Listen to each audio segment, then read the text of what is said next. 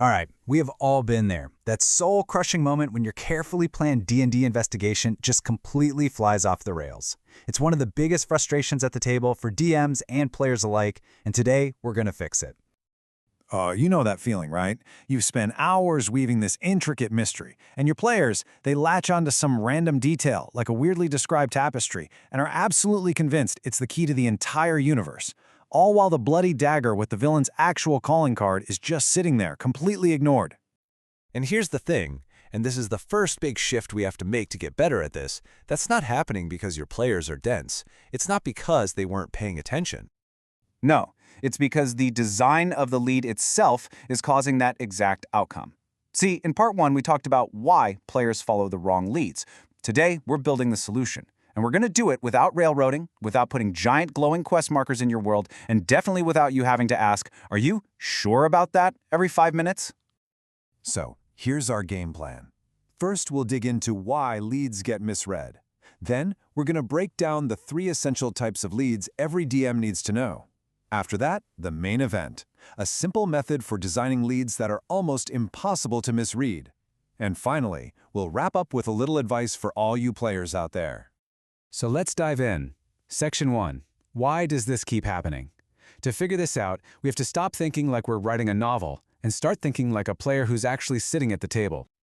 You know, our go-to assumption as DMs is that players go off track because they weren't paying attention or they forgot some key detail, but the reality is your players aren't doing a literary analysis of your beautiful descriptions. They're doing high-stakes pattern recognition.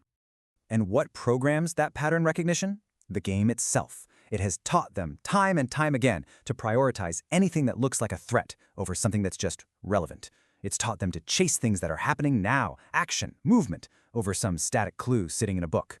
And it's definitely taught them to trust the shifty eyes of an NPC way more than some dry factual document. So yeah, if a clue feels urgent or threatening or super mysterious, of course they're going to assume it's the most important thing, even if it's just a red herring.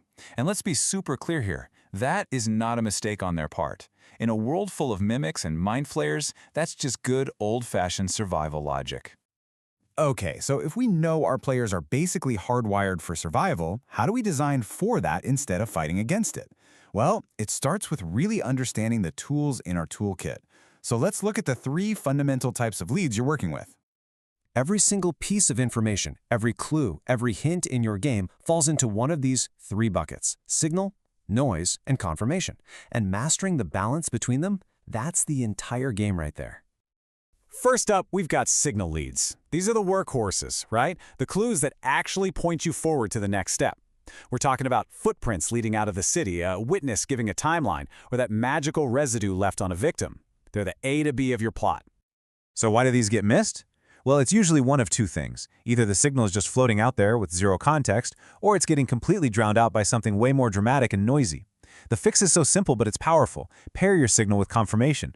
If the footprints go east, have the players also find a dropped note mentioning an old watchtower to the east. You're giving the signal meaning. Next up, noise leads. And look, the word noise sounds bad, but it's not.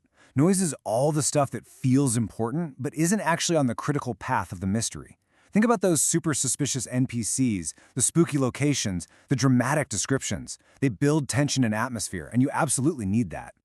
The problem, of course, is when the noise is way, way louder than the signal. It's when that creepy groundskeeper you improvised is so memorable that the players spend 2 whole sessions investigating him instead of the clue he gave them. So here's the rule.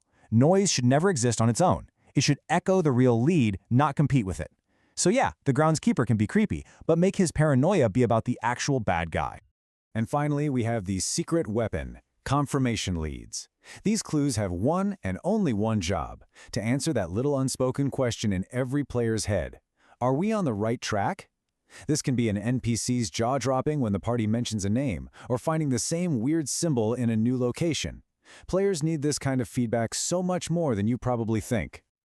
Okay, signal, noise, confirmation. Got it? Now we're going to put this all together into one single design rule that will completely change how you build your investigations. This is it. This is the whole thing. If you don't remember anything else from this, remember this. Important leads should repeat, not escalate. So what does that actually mean? Well, bad design escalates things. When players miss a clue, the next one is hidden behind a bigger monster or delivered by a louder, more dramatic NPC. All this does is create more noise and more confusion. Good design, on the other hand, just repeats the same critical piece of information, but it does it through a different lens. For instance, a witness says the culprit ran towards the old mill. Later, a document they find has a map with the old mill circled. And then, at the tavern, they overhear a rumor about strange lights at, you guessed it, the old mill. See? It's the same signal, just repeated 3 different ways. The core information repeats, and that tells the players, hey, this is important, without adding any new confusion. And this gives us a totally new mindset as DMs. Look, if your players miss a lead once, that's just D&D. It happens. But if they miss the same core information presented in 3 different ways, well, then the problem isn't the players. The problem is the design. The responsibility is on us to make the signal clear enough to be heard. Okay, DMs, that's your homework. But hang on, I want to talk to the players for a second, because you're on the other side of that screen, and sometimes it just feels like you're drowning in a sea of confusing clues, right? So when you're facing that wall of red herrings and your party is about to spiral into a 3-hour debate, just pause, take a deep breath, and as a group, ask yourselves a few key questions. First, and this is the big one, what information have we heard more than once?